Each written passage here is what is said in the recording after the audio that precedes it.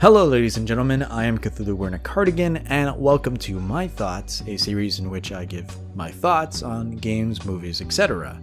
Judging by the title, we're going to be talking about the non-controversy of Catherine.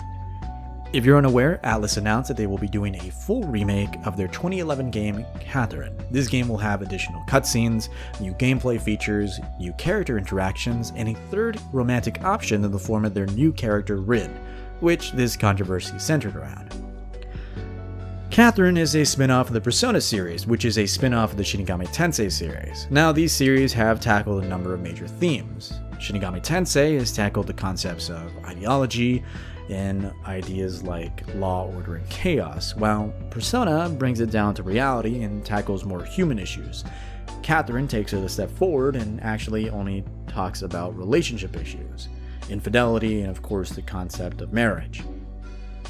In no way do I think the creators of these games actually try to answer any of the questions that they pose. I think they point a finger at these themes and ideas and just ask you how you feel about them.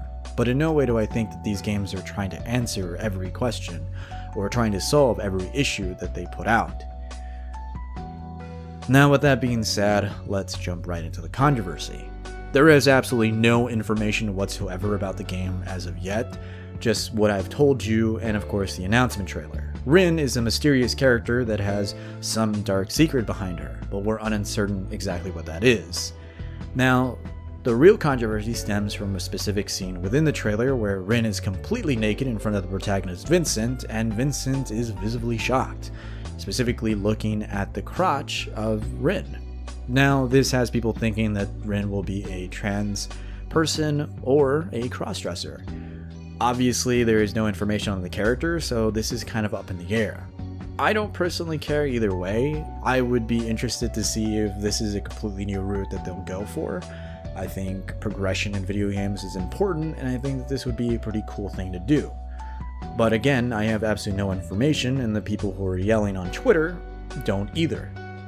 Now, besides bigotry, there are people that actually are yelling at Atlas, stating that they will do a terrible job at writing this kind of character. Yes, people are actually stating that Atlas will write this character terribly. Even though this game has not been released, there is no information on this character or on the story itself, they just believe that. Now, when asked why they believe that, they will say that they don't have enough time in the world to explain why. This is a common example of people just stating things because they want to be angry. A lot of this stems from a number of different articles that kind of popped up. And by the way, if an article about a controversy only has a little more than 2 paragraphs and is mostly made up of somebody's Twitter feed, then that's probably not a good source. Looking at you, Kotaku. Other than that, I think it's important to remind people that context is important. In this scene, Vincent is visibly shocked, but this isn't new. This is a physical quirk of Vincent, the protagonist. It's the same face that he has when he wakes up next to Catherine with the C in the original game. In context, it seems as if Vincent is waking up to a completely naked person in his apartment. Of course he'd be visibly shocked. So, it's not surprising that he would make that face. But even besides that, people are citing all sorts of different things, stating that Atlas is terrible at writing characters. And they usually cite games from the past, and that's all. With no context whatsoever, just stating that Atlas has been terrible at writing characters for years, which is kind of unbelievable, honestly. The characters they talk about the most are from the Persona 4 game, which was released in 2008.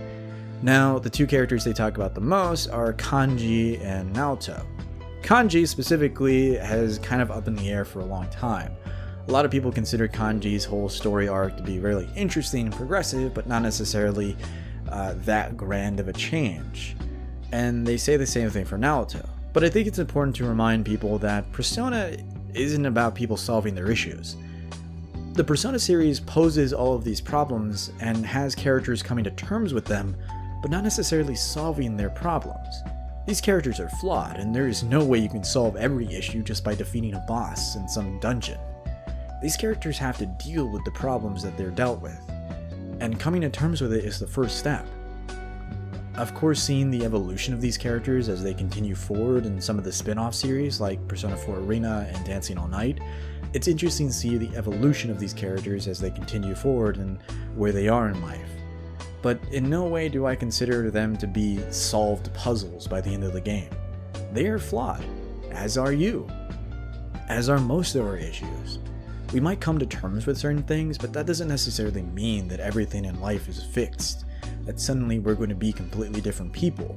And I think Kanji and Naoto specifically are a perfect example of that.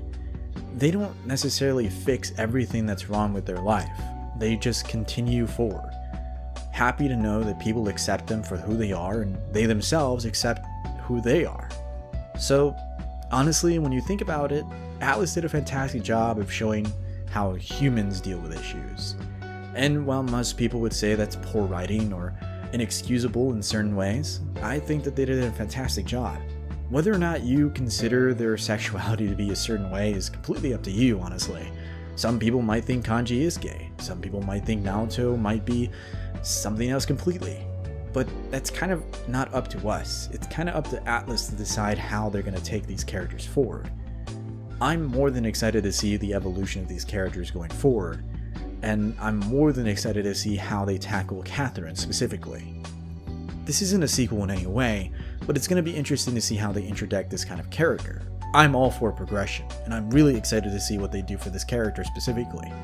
So with that being said, I would suggest that if anybody out there is actually angry about the way that Atlas portrays their characters, maybe consider the fact that they're tackling these characters as human beings instead of just characters on a sheet. They want to show that these problems aren't as simple as everybody thinks, and that just doing something as simple as kill a simple boss in some dungeon doesn't solve everything in life. Honestly, it's great to see that Atlas is taking this kind of idea and going with it. And it's not like a lot of this is actually that surprising. These themes and ideas have been done for years, and it's not really crazy to see a new character like this, whether they are trans or a crossdresser, or even a completely different character altogether, it doesn't matter. I'm excited to see a new character in the Catherine universe altogether. So with that being said, thank you guys for listening to me ramble on. I will continue to do crazy, stupid videos like this, where I talk about all kinds of stuff, and I hope you guys enjoy it. Thank you for watching.